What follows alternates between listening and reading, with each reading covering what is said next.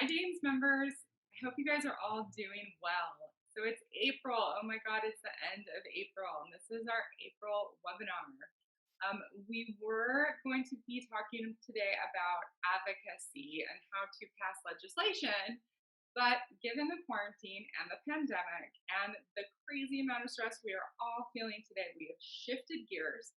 And instead, today we are going to talk about self care strategies, not only for us parents, but also for our kids, which is awesome. I was so excited when Melissa Netko, right? That's right. um, was chimed in and was able to speak to our community today about these topics. So she is a licensed clinical social worker who currently works as a therapist and has her own life coach business in Chicago. So she's nice and cool while we're like dying right now in Arizona in the heat. She has a bachelor's degree in Spanish and psychology and a master's degree in social work. In 2005, Melissa earned a license, an Illinois license in school and social work, and spent 14 years, guys, working in the school social service, serving elementary, middle, and high school students with special education needs. Melissa specializes in women issues, couples, marriage counseling, and teen anxiety and depression. Hello, it's like our savior right now. Melissa believes in strong relationship building as well as compassionately treating the whole person and the environment in order to enable change. And Melissa, I think that that is really fabulous, and really so many people just kind of take a, well, it's just this little part, and it's like, well, no, it's everything that really needs to be spoken to affect the change that you want to see. So really happy to have you today. Thank you so much for joining us. Look forward to your presentation. I'll let you take it away. All right. Thank you so much. Um, yeah. So again, my name is Melissa, and I am so excited to be here. Actually, I have done other presentations before on self care for educators and social workers and such. I've done you know many presentations for parents, but nothing on this grand scale. So this is really exciting. I love that I can reach so many more people in so many different parts of the country. So this is cool. This is exciting, and I'm so glad that Michelle took the chance and said, "Hey, yeah, come on over and do this." It's so cool that we can do this on opposite ends of the country. um, so yes, I'm here to talk about caring for yourself and your kids during a pandemic. Um, if you didn't know, we're in a pandemic. It is a shelter in place.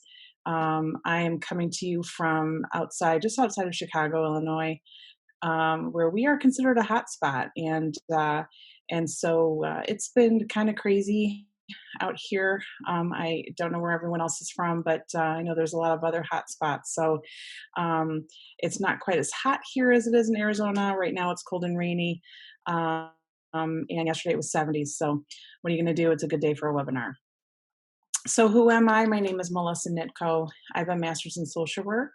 Um, I'm a licensed clinical social worker. I have a license in school social work, as Michelle had mentioned. I spent 14 years in education as a school social worker. My uh, my comment there about being retired in quotation marks, I haven't officially really retired from schools, um, but my plan is to not return. I feel like I kind of put in my time there, and there was really a lot more than I wanted to do. So I'm not officially retired, but the plan is to not probably go back. I am currently a therapist. I have worked with children, teens, um, adults, couples. In my time as a school social worker and as a therapist, I've worked with students with autism, students with learning disabilities, students with emotional and behavioral issues. all of which got in the way of their education, academically, academic success, and socially as well, being able to make friends and things like that. Um, I have recently started a life coaching business. My focus really is trying to help school professionals deal with burnout, and I saw a lot of it when I was in the education system. Personally, I'm a mom of two.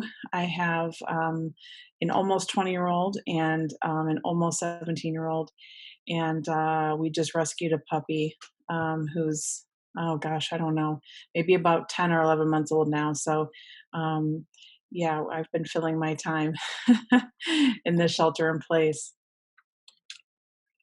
So the agenda for today is, I'd like to, it looks like a lot, but it really just sort of rolls one into the other. um, Planning on talking about self-care. Why do we need it? What is the big deal? Why are we always talking about self-care? It's like the constant thing that we hear. Take care of yourself. Take care of yourself. Well, it's not that easy. So why can't we be consistent with it? Why do we keep talking about it? Um, Especially during a pandemic when we are at home, right? We have more time at home, but yet, I'm finding that we're still struggling with that. I'm going to talk about useful and practical self care strategies, helping our kids manage stress, three different types of stress, how they impact our physiology, the makeup of our body and our brain connections, and then some stress management strategies that could positively impact our brain and body and how we can get those connections back together again. And then, of course, time for questions. So, what is self care exactly? Really, self care is, of course, taking care of ourselves, but what it entails is anything that we do to take care of our mental, our physical, and our emotional health. It is often overlooked as a need.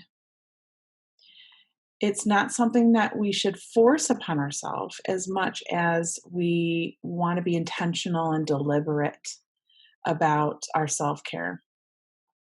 And you've heard probably the old adage of put your own oxygen mask on first before you apply it to your children. And the same goes with self care. It's really hard to take care of other people when we are not taking care of ourselves. Sort of that emotional bank account, right? If you don't have enough in there, how can you use it to take care of other people? So what's so great about self-care? Why do we continue to talk about it? Well, for one, it improves mood and decreases anxiety. I, for one, could definitely benefit from that. So um, when it's cold and rainy outside, the weather impacts our mood. It's easy to get stressed out. Um, there's so much on our plate. We're in the middle of a shelter in place. Just when we think it's about over, our governor extends it. It has increased a lot of anxiety for people. So, what do we have control over? One of the things we have control over is taking care of ourselves. Self care increases self awareness. The more we do it, the more we know about ourselves. The more we know how we tick, right? The more we know our triggers, the more we know what works for us. So, if we are really enjoying a certain type of food or a certain activity, and it makes us feel happy, well, then we're going to continue to do that, right? And if we find that something is not working for us, why do it? We're going to stop doing it. So the more we do self-care, the more we are in touch with our self-awareness. And self-care can really help us manage stress. So those moments of stress, to be able to, when we are self-aware, to realize I need a timeout for myself. I need to take a step back. I need, to have some me time. I need to snuggle with my kids. Those are all things that give us those warm fuzzies. And it can really help us manage stress throughout the day, especially when it's a stressor that is not planned, something that sort of crops up. Um, it can hold us even tighter in terms of being able to transition from one thing to another. So there are three different types of stress, main different types of stress. And this really comes out of a trauma informed care approach. So when we're looking at how people respond to stressors in our life, and how we manage it, we tend to look at the three different layers of stress. And so the first type of stress is positive stress, which is really a normal part of development. Children experience positive stress, adults experience positive stress. Typically, it's something good that's coming out of that stressful situation. So, for example, for adults getting married, right? It's so stressful to plan a wedding, but in the end, you get married and you live this long, healthy marital relationship, ideally. And for kids, maybe the first day of school, even getting going in and getting their shots. It's super stressful on them, but in the end, something good is coming of it. Tolerable stress. Um, Typically, with tolerable stress, we have something that is usually time limited, like taking a test. People get test anxiety and get nervous. Um, Disagreements with colleagues or a significant other, injuries, minor, of course, nothing major, but minor injuries. It's something we can tolerate. With positive stress and tolerable stress, we do tend to have maybe an increase in heart rate. We do kind of feel that tension in our body at times, but it's something that our bodies can bounce back from because they're temporary. And so with positive stress, we get something good out of it. We know that in our mind, this wedding is so stressful, this planning of the wedding is so stressful, but I'm going to get married in the end. The tolerable stress, I have to take this test, um, or I bent my finger back by accident. Ooh, that's painful. I don't want to go to the doctor. But again, it's something that once it's over, our body can really bounce back. It's resilient enough to be able to bounce back from that. Toxic stress, on the other hand, is something that's chronic. It's painful, and really because of what happens to the brain and the body during toxic stressful situations, it can really alter and disrupt brain development. Examples of that would be community violence. It's something that is happening all the time that kids can be exposed to, adults can be exposed to, um, adults who go to work and are dealing with workplace bullying, maybe a manager that is not very, very kind, any type of abuse, whether it's a child experiencing it, a teen, or an adult. When it's something that's happening over and over again, it really does change how our brain responds. So what happens to our body when we experience these stressful situations? So first of all, I'm getting into the kind of the nitty gritty of the a little bit of the brain biology. It's something that's very fascinating to me. I've always really found this so intriguing and interesting, how our brain responds and how our body responds to our brain and vice versa. So we have a part of our brain called the amygdala, and the amygdala really regulates emotion. And it is, in teenagers, really not even fully developed. But the amygdala senses danger. And what happens is it sends a signal to the hypothalamus. And that's sort of like the hub. And it sort of takes in this information and then it sends it out to the body. And the adrenaline and the cortisol is released, which increases our heart rate, and sugars and blood sugars and all that kind of stuff. And then our body kind of goes through that, the heavy breathing and things like that. So when we experience a stressful situation, um, or we feel like we're defensive, or we feel like we're being attacked, or that's our perception, that's what happens to our brain, and it starts impacting our body's response. So our body is set to be able to bounce back from that cortisol and that adrenaline, and which is why the positive and the tolerable stress, it's really okay. We can make it through.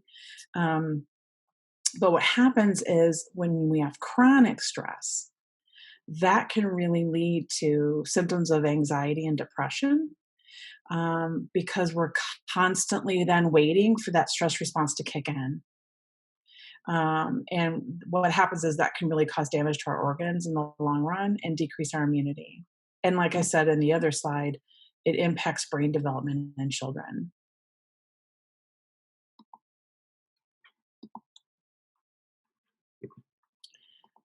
So then we have what many people call the happy hormones.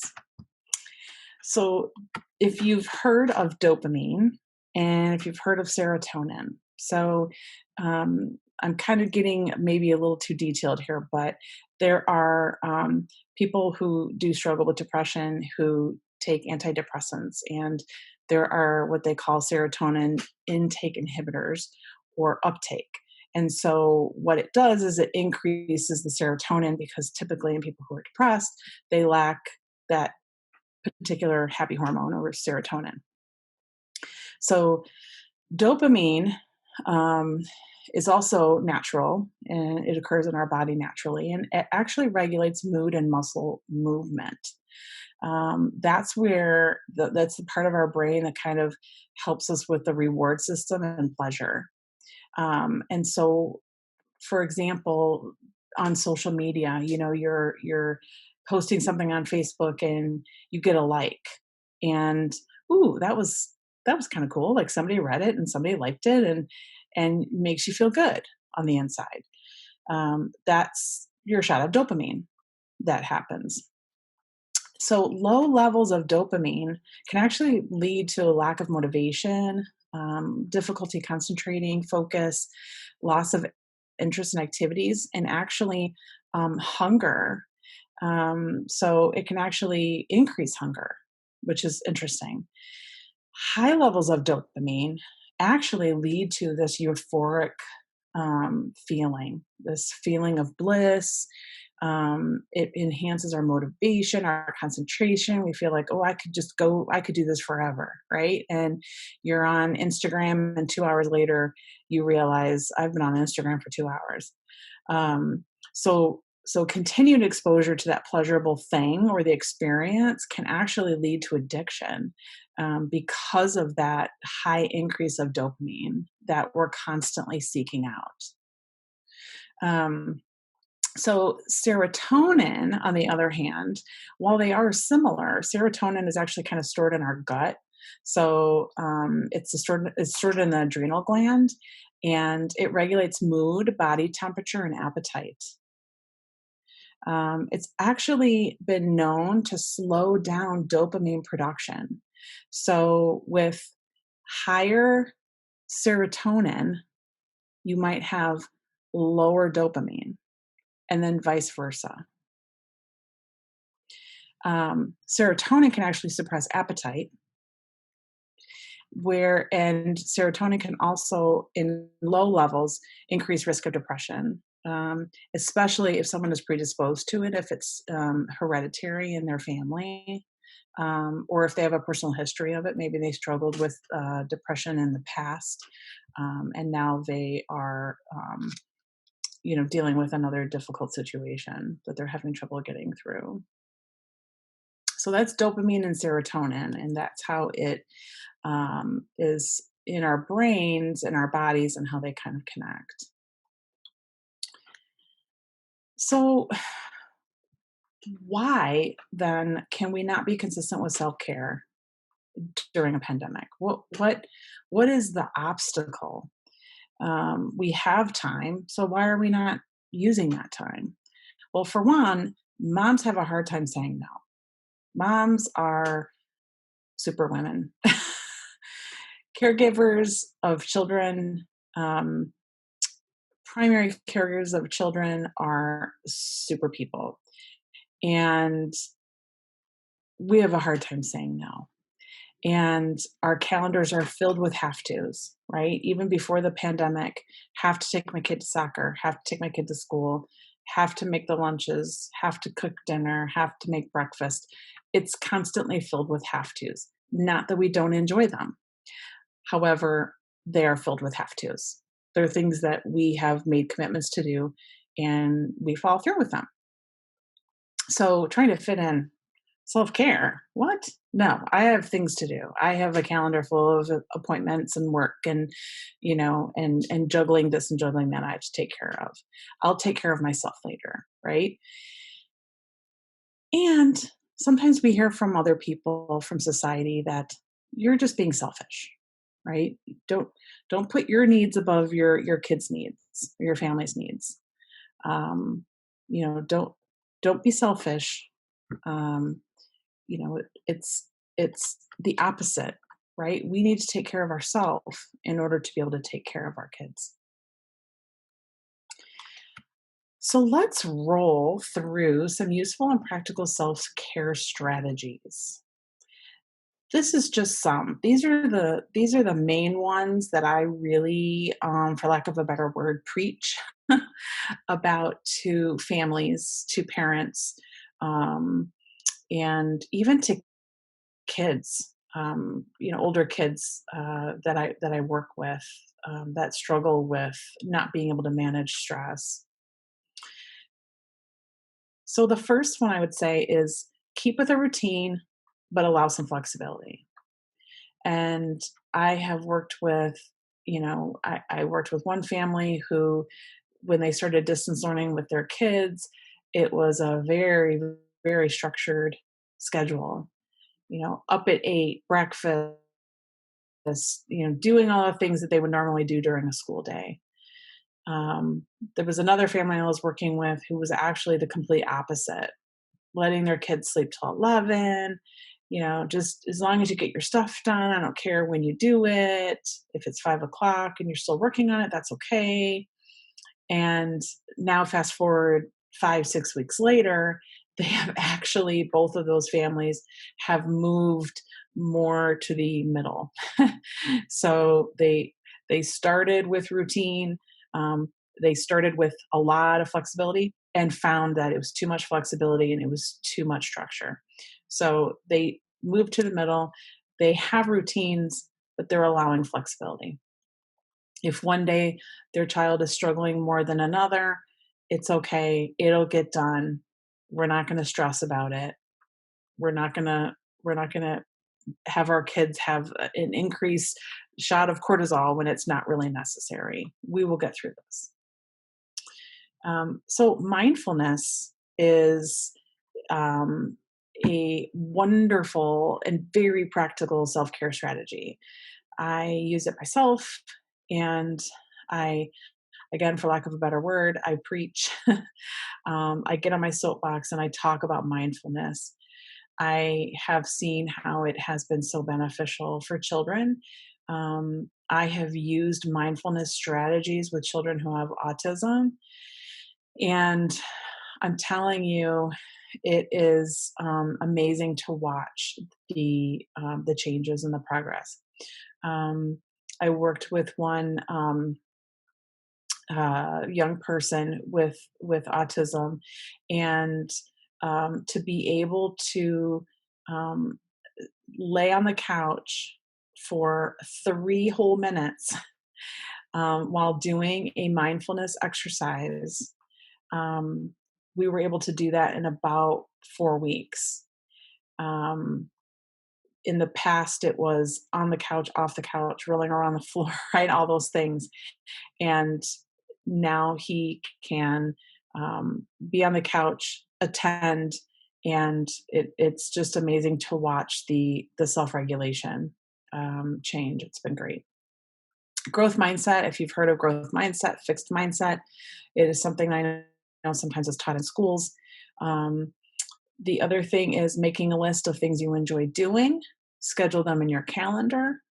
Do you love to bake? Do you have time at 2 o'clock to make brownies out of a box? Do it. Do you have time to go for a walk around the block for 15 minutes at 11:30 in the morning? Do it. Sleep and exercise. And the one thing that a lot of people groan about when I talk about it is monitoring their own social media time and their electronics time. And so I did put in there because remember the dopamine. It actually can increase dopamine, and when we get too much dopamine and we get flooded, it's not a good thing, not a good result. So I'm going to go through some of those strategies a little bit. So let's talk about mindfulness. So what is mindfulness? It's a form of meditation. Um, it's not actually meditation, but it's a form of meditation. So many times with meditation, what you're doing is you're sort of going somewhere else, right? You're escaping what's going on for you. And with mindfulness, what you're doing is you're practicing the ability to be present in the moment. So you're really focusing on just what's happening right now, not what happened yesterday, not what's going to happen tomorrow, but really being present in the moment. So you can clear your mind during an exercise. You're really giving of yourself. You're giving yourself full attention. I love mindfulness because you can do it for a minute, you can do it for 3 minutes, you can do it for 19 minutes, you can do it for 30 minutes. The more you practice it, the easier it is to sit that long. And mindfulness can be practiced by all ages, not infants, of course. However, sometimes the practice of mindfulness by the caregivers or the adults with infants, just sort of creating that quiet space, really has been shown to have some positive effects. Um, I've done mindfulness with, even kindergartners. So it can be done, but it is something that has to be intentional and something that does take a lot of repetition for kids to be able to pick up on. Even for adults, it's hard to get in that moment. And I'll tell you with mindfulness, one of the things that happens the most with mindfulness is people tend to judge themselves when they're doing it or right after. And then what happens is they tell themselves, well, I'm not good at this, right? I'm not good at mindfulness because I'm too distracted. I heard this sound, I heard that sound. That's okay. It's okay to be a little distracted. It comes with practice for sure, for sure. So keep keep the judgment out. So I kind of want to talk a little bit about sleep. I found this graph a while ago and it really stuck with me. I really felt like I could understand it and relate to it. It's user friendly and it really does. Our sleep impacts our mental health and vice versa. And so um, when we're looking at lack of sleep, so we have lack of sleep, we could even start with feelings of worry or stress because sometimes we don't know what the triggers are. Um, so we could even start here: feelings of worry and or stress. So, for example, using the pandemic, I suppose feeling worried about getting sick or our kids getting sick, and we're feeling a lot of stress about it, and it might keep us up at night. And so, we're up till midnight thinking about it or worried about it. And then we don't sleep well and we're up the next morning early with the kids or the dog or for work and we're tired, right? And we got 5 hours of sleep, 4 hours of sleep, or it was very disruptive sleep. When we're tired, oh, man, our tolerance level, not strong at all. And we have a difficult time coping with just typical daily life. And when we have a difficult time coping with daily life, so let's say for kids, they're having an emotional outburst, right? They're having a temper tantrum or a little bit of a meltdown, or, even as an adult, we adults have temper tantrums, we have meltdowns, we stomp our feet, we stomp up the stairs, right? We huff and puff. But afterwards, we feel so bad about it, right? Man, I wish I wouldn't have reacted that way. If I could go back in time, I would change my behavior. And sometimes that can create low self-esteem. We feel bad about ourselves. Why did I act that way? That wasn't me. And that low self-esteem, what does that do? It increases worry and stress. What's wrong with me? Why am I acting this way? Right? And then we're back to lack of sleep. So as you can see, it's a constant cycle. And so at some point we have to be able to disrupt that cycle. And it's hard to tell where to do that, right? Where to start. Um, Many times what we do is we focus on the worry and the stress, right? Because that's what we have control over. Many times the lack of sleep is something after a while we feel like we can't control that anymore. It just sort of happens. We can't fall asleep, or we wake up in the middle of the night and we can't control that. So what can we control? We can control our feelings, our thoughts, and our responses, and how we deal with stress. All right. So how do we help our kids manage the stress? Besides sort of modeling it for them. Mindfulness. I'm sure you knew that would be at the top of my list. Mindfulness, mindfulness. Zones of regulation is a curriculum that I've used in schools, especially at elementary, obviously. So I don't know how many of you are familiar with zones of regulation, but basically, in a nutshell, a bunch of different feelings are categorized by color, and those colors are easy for the kids to be able to identify. Are you in the green zone? Are you in the red zone? Are you in the blue zone? Right? So, are you calm and ready to learn? You're in the green zone. Are you tired and sick? You might be in the blue zone. Are you frustrated? Are you bouncing off the walls, very silly and wiggly? Maybe you're in the yellow zone. Are you out of control, angry, super frustrated? You might be in the red zone. And so what that does then, it builds up from there. And so the kids start to learn, okay, so this is how I cope when I'm feeling this way. If my response is like this and it's huge and it's an explosion, is that really matching the size of the problem? If I lose my pencil and I tip my chair over, is that really solving my problem? And is it really matching the size of the problem? So the answer is no. Tipping your chair over when you lose a pencil, not matching up. So then we can have those conversations with the kids about, okay, so what is a response that matches the size of that problem, right?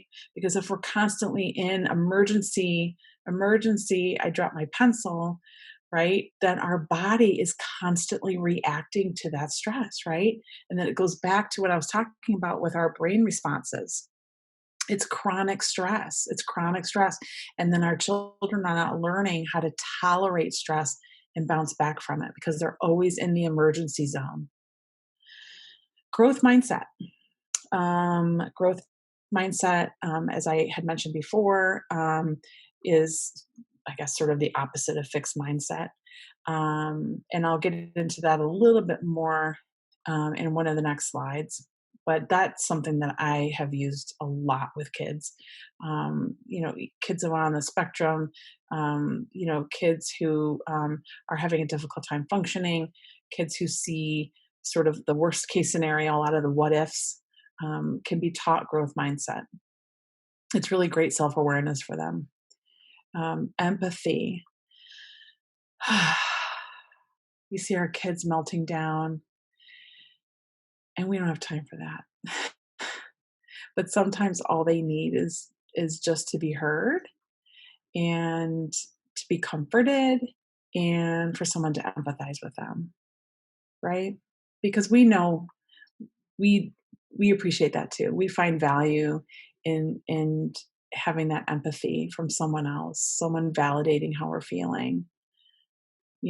Johnny's throwing himself on the floor. Wow, you look really upset, or, um, starting to breathe really heavily. Wow, Susie, it looks to me like you're really upset about something. Do you want to talk about it? Or I know you lost your stuffed animal. I'm so sorry. We can't take care of that right now, but we can take care of that later. Not that that solves the temper tantrum or the meltdown, but sometimes just providing that empathy can minimize it a little bit, especially if we catch it before the huge meltdown. Because at that point, you're talking to a brick wall. There's no way you can deal with that when it's that high. Laughter is the best medicine. Laughter, laughter.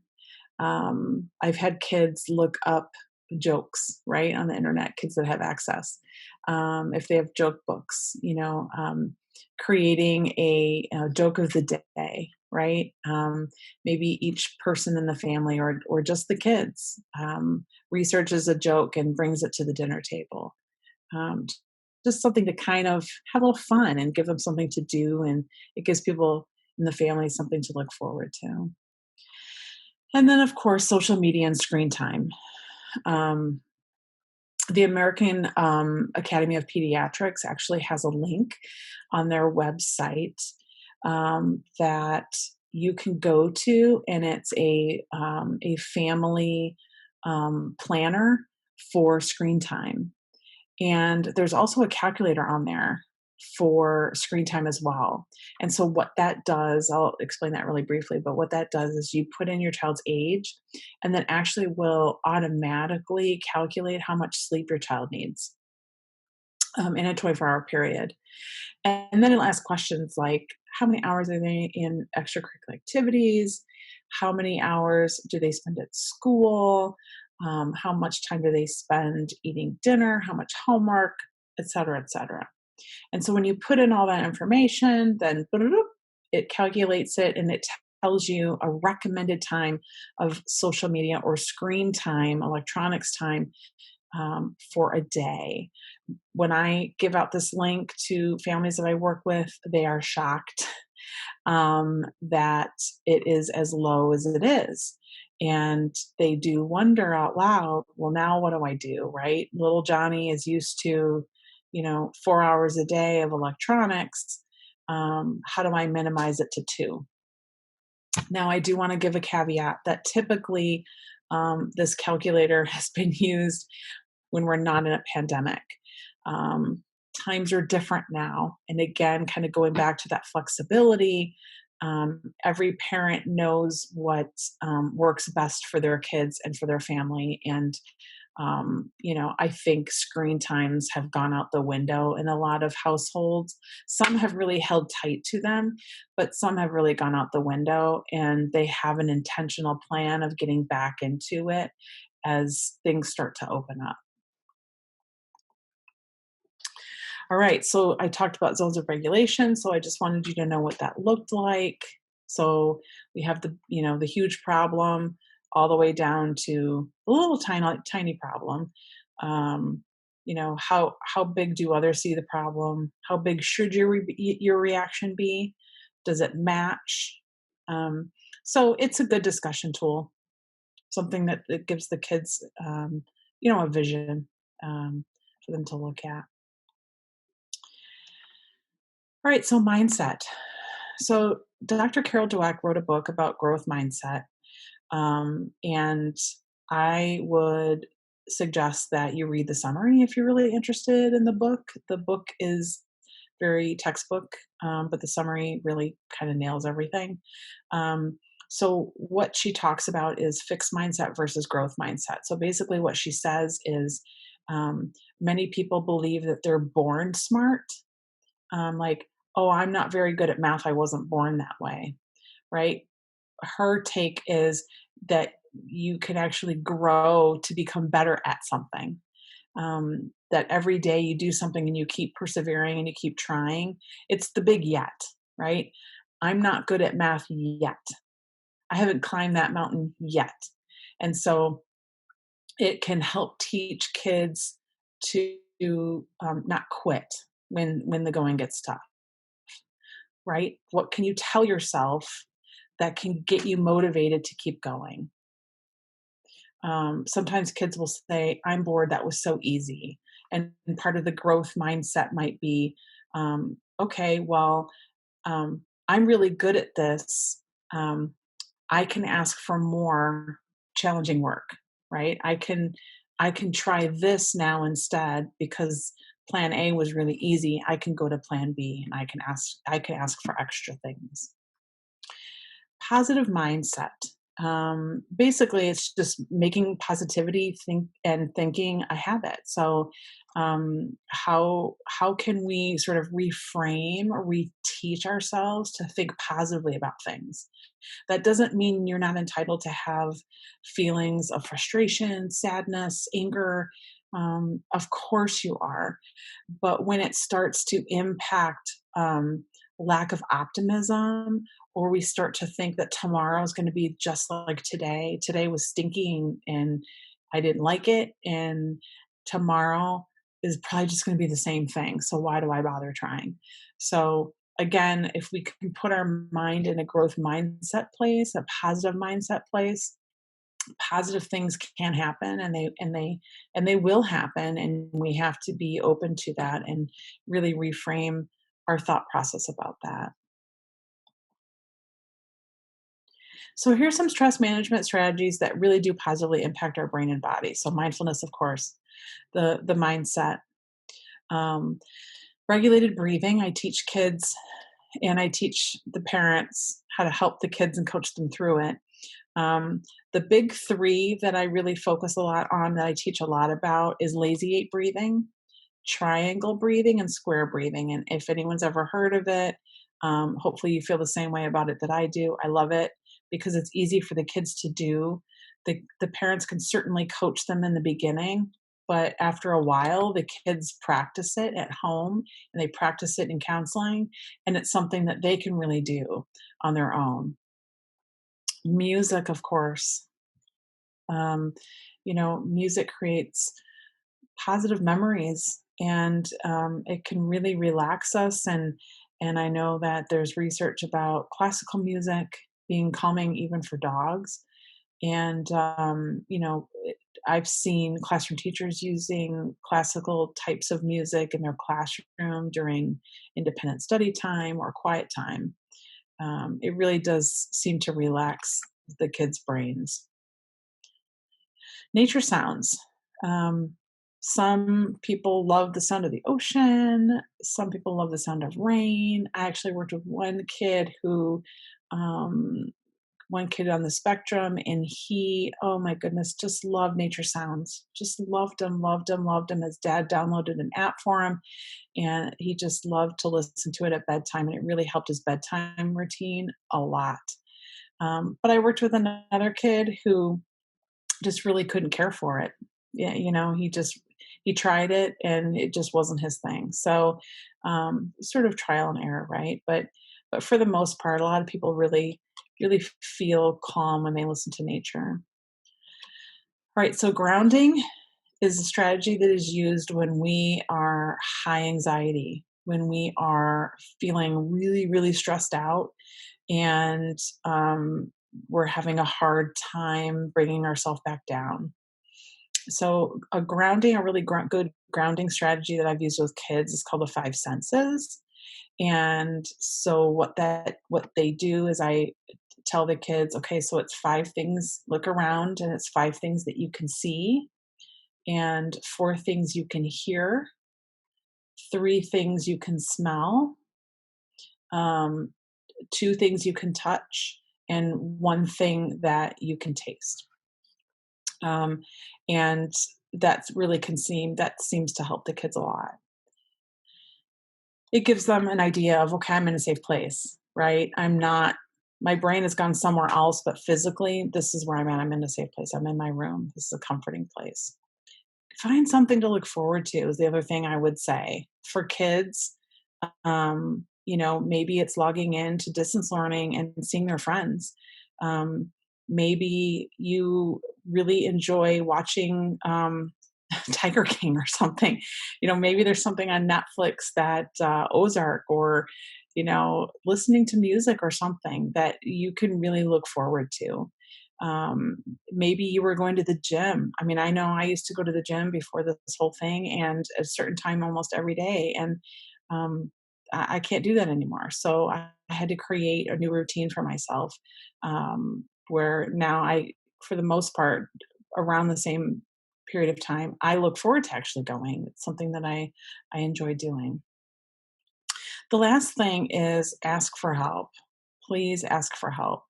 It's okay to not be able to do something on your own, and it shows a lot of strength and a lot of courage to be able to raise your hand and say, "I'm struggling. I could really use your partnership right now. If I could have a helping hand, that would be great." So here's the examples of the breathing. So this is lazy 8 breathing. So they start at the star, and what they do is follow the arrow with their finger. So they breathe in, they breathe out. Breathe in, breathe out. The other one is the triangle breathing. So they start here, super easy. They breathe in for the count of 3, they hold for 3, and they breathe out for 3. And then same here, they start here with the square breathing. They breathe in for 4, hold for 4, breathe out for 4, hold for 4. Oops. And so that's it. So that's square breathing. So lazy 8, triangle, and square breathing. So now I'm going to have us do a mindful breathing exercise. For those of you who are not familiar with it, it's only 3 minutes. And so I will go ahead and begin. Mindful breathing.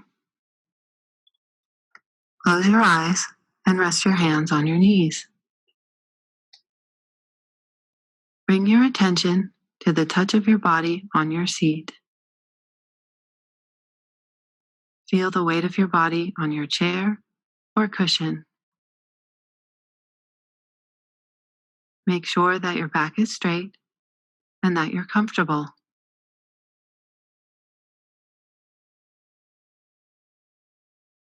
Take a few deep breaths. While you're breathing deeply, relax your shoulders, your stomach muscles, the muscles in your face, your hands, and your legs. Let go of all the tightness in your body.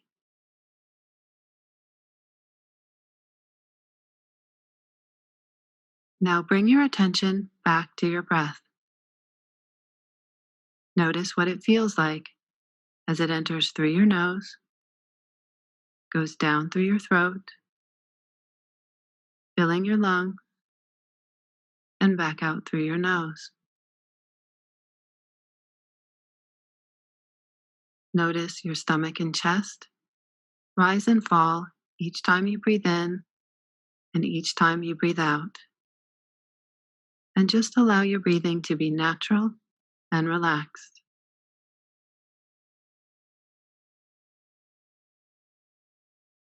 Now bring your attention to the feeling of your breath in your nose. Feel your breath as it comes in and goes out. Just focus on this sensation, paying attention to each time you breathe in and each time you breathe out. As you inhale, maybe your breath feels cool. And as you exhale, maybe it feels a little warmer.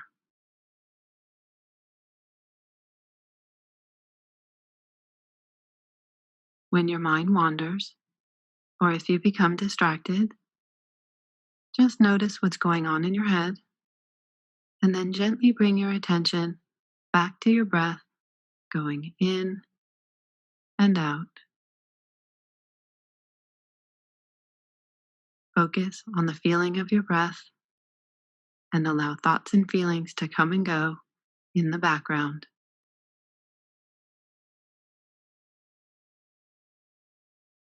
Now gently bring your attention back to the touch of your body on your seat and open your eyes.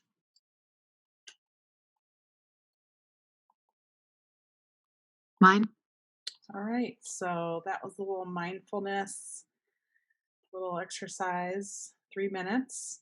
Um, Felt like 10 seconds, but goes by fast. Um, so it's really a nice way to sort of wrap up here, and just kind of give you a taste of what mindfulness can be like. It's not scary at all. It's easy to fit in 3 minutes, right? Yeah, that was really great. I'm so glad you finished with something that was calming and soothing and gave us an experience at the end. Because I think so often we hear about all of these techniques, but we don't know where to find them, maybe. Hmm. So the fact that there's one in this website, you know what it's kind of called, you can look up some more that are related. I thought that was fantastic. Thank you. Yeah, no problem. And here are some other resources. I've used Annika Harris. She might go by Annika, I'm not sure. But I've referred to her website frequently. She has some wonderful mindfulness for children recordings. So mindful breathing, mindful listening, mindful seeing. It's awesome. I love it. I use it in sessions with kids. They're short, they're sweet, and her voice is not annoying. Because sometimes mindfulness recordings, you may not have a good fit with the voice. So, but hers is very soothing. Um, some other apps too, Stop, Breathe, and Think. That's where that video came from, and they have a whole bunch. If you go to they have an app, but if you go to their website, they have a whole bunch of, um, I swear it's like limitless recordings of different types of mindfulness exercises. There's an app called Rain Sounds, Let's Meditate, and Calm. I think Calm is the most popular. I don't really use it quite as much. There's a lot of like in purchase things you have to make, sort of upgrade. Um, Class Dojo, if anyone's familiar with Class Dojo, they have a really super awesome video series. There's 5 episodes in Class Dojo where Dojo kind of goes through some growth mindset experiences. And it's super fun. And, I used it with kids probably up through about 11, um, and maybe 12. Um, uh, so I really like it. It's the kids really get a kick out of it. I mentioned the book Mindset, The New Psychology of Success. I am not saying stay away from the book. I'm just saying it's very textbook, but there's a summary on Amazon. So if you're looking at just kind of the basics of mindset, that's great. So Stop, Breathe, and Think. I know I talked about that. And Zones of Regulation. That's the website to be able to access zones of regulation, and to see images. You can even Google and find images on Pinterest too. All right. So this is how you can reach me. If you have questions, follow up questions, feel free to email me. And this is my website. Um, and I'm open to questions. Yeah, I think that was really wonderful. I was going to ask you as we were going through it what those lazy eight and triangle and square breathing techniques were, and then you showed that slide, and I was like, "Oh, this is awesome!" Um, that I think is just so useful. Right now, with my daughter, when she has meltdowns, I sit with her and I do breathing techniques. I couldn't figure out how in the world to train her. Hmm. She's kind of picking them up, but but she's just kind of like at some point she's like, "Mom, stop breathing like that." Like I'm trying to calm down, Right. Well, you're trying to do it for yourself too, right? right? Oh yeah, it's pretty much the main reason. Um, but I love this because then I could have maybe these stashed around the house, and when she's having a meltdown, pull them out, especially that lazy eight. That's really wonderful. So thank you for that tool. That's fantastic. Good, good. Yes. I like that you talked about growth mindset because I think that it's like that limiting belief structure, right? Where we think maybe limiting beliefs not only about ourselves but also of our children. Yep. And getting into that growth mindset really kind of tries to break you of that limiting belief structure, right? Yes. Definitely. It's so hard to it's so hard to see ourselves growing when we are seeing ourselves stagnant, and to be able to recognize, okay, I haven't done it yet, right? It's that yet piece that can be really so powerful, especially for kids, especially when they're at home all the time doing distance learning and you're trying to help them with math, you know. And you have a Yeah, master's degree, but you're trying to do fourth grade math, right? yeah. Fourth grade new math, where you're like, I don't even know how to do any of this. No, I think that that's great. So, is that how you approach it with children? Like the growth mindset with children is talking them through it, and we're not there yet, but we can get there. Yeah, so I will quickly identify for them when they are speaking with a fixed mindset. And so what I do with the kids is I have them, it sounds kind of silly, but I'll print out different fixed and growth mindset statements, and they cut them out, and then I give them like a diagram, and then they pick which one it goes to, and they Okay. can glue them on, and then they do the work, and they I'll send it home with them and say, mom and dad, put this on the fridge or have this in their room or make copies. We can do it again. I can make copies. And because it's something that they owned and they did and they practiced it, and it's something they can look at all the time, and that way mom and dad can say, hey, gosh, I noticed, Johnny, that you we're just talking, use that statement, that sounds very fixed. Let's talk about how you can grow from that.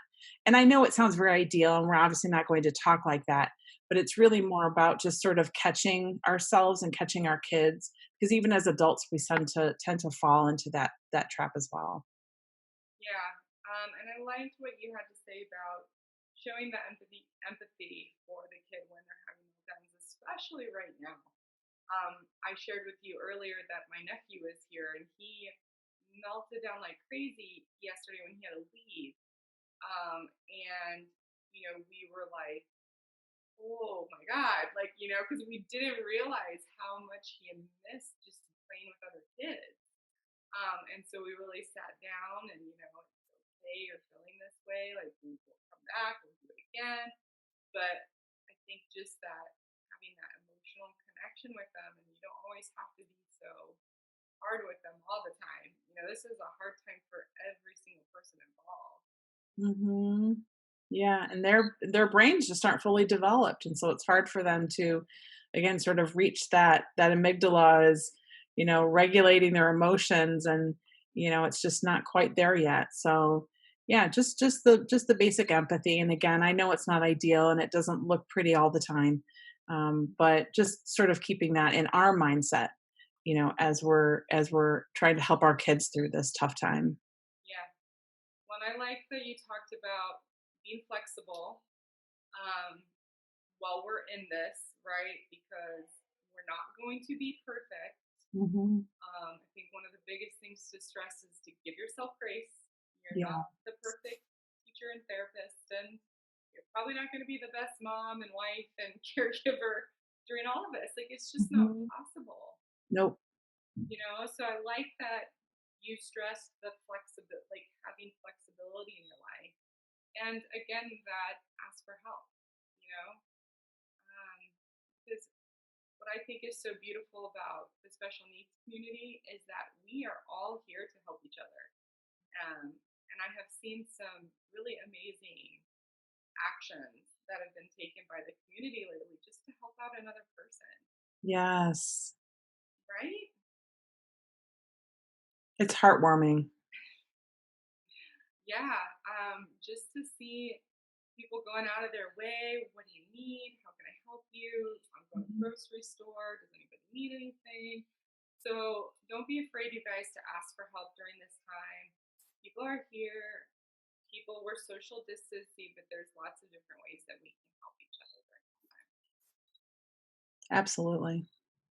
Well, thank you so much for coming on, Melissa. And this was a really wonderful webinar. So many tools, so many tricks, so many apps and resources. And I can't wait to go through them all. I'm just like, I'm going to jump on and look Yeah. at Annika Harris's website and the class dojo. Like, those sound awesome. So thank you. I love resources, and you gave us a really great list. Yeah, no problem. I'm happy to be here. And if there's anything you ever need in the future, please don't hesitate to ask. All right. Well, thank you. This wraps it up. Have a great day. You too. Bye. Bye.